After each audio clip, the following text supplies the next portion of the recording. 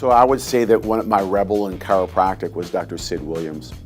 Dr. Williams was my teacher. He was a mentor, and he definitely was a change artist.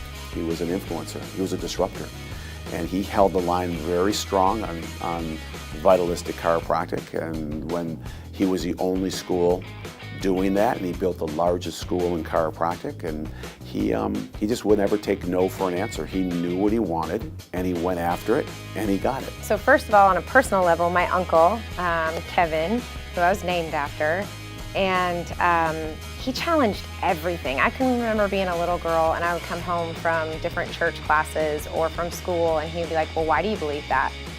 Just because they told you? What do you really think about that, though? Is it true? Why do you think it's true? And he just began this free thought, free will thing in me from the time I was a little girl. I'm forever grateful for the awareness that I have a choice in what I think and how I speak and how I move in the world.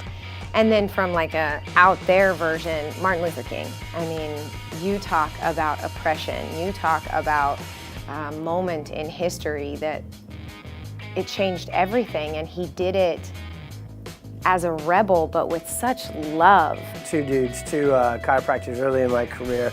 Dr. Cody, who I mentioned on stage today, God rest his soul, was just a pediatric chiropractor who I interned with, and he just did it his way. Like, he had trained with other systems and groups and everything else, but he just had this awesome stubbornness to it that just made sure that he did it the way he wanted. He served kids, he kept it on neurologic and subluxation, and he just kicked ass, and he did it his way and had a great life with it. And so that stubbornness stuck with me, and this other dude's just as stubborn, if not more. Dr. Chestnut, who you'll be, James Chestnut, I'm a science guy and a neuro guy, so what I loved about Dr. Chestnut, he was such a formative mentor for me early on, because I learned that I could absolutely have fire, passion, energy, and lead people with energy while telling the truth about science as well. Well, I'll just be very direct to CalJam. So I looked up on YouTube to get a feel for what it was like, and I saw that Sherry Tenpenny has spoken here and Suzanne Humphreys has spoken here. J.B. Handley is the one who kind of told me about it and suggested that I might be a good person to come and speak here. Those are all rebels for whom I have the highest respect. Those are all people who really put their names and their professions, and even to some extent their lives, on the line to speak the truth to power. So, for that I'm extremely grateful, and I honor CalJam for doing that.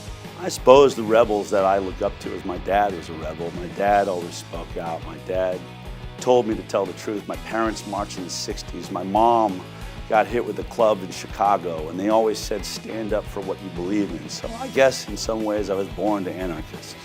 They forget a lot of that now, and sometimes they warn me to be careful. But I'm here because I was raised to tell the truth over all else. I was told to always trust my own intuition. It didn't matter if it was a teacher, a president, or anybody. Nobody overrides what you know to be true. That's what being a rebel is about. It's not about being a jerk. It's about being right and being truthful to yourself and never backing down and never compromising. That's what CalJam that experience is about. That's why this theme means so much. Be the rebel, meaning stop having to be a member of the herd. Start getting tired of being called a herd. Herd immunity, herd this, the herd thinks that. Consensus, consensus, consensus. Be an individual. Be your spectacular self.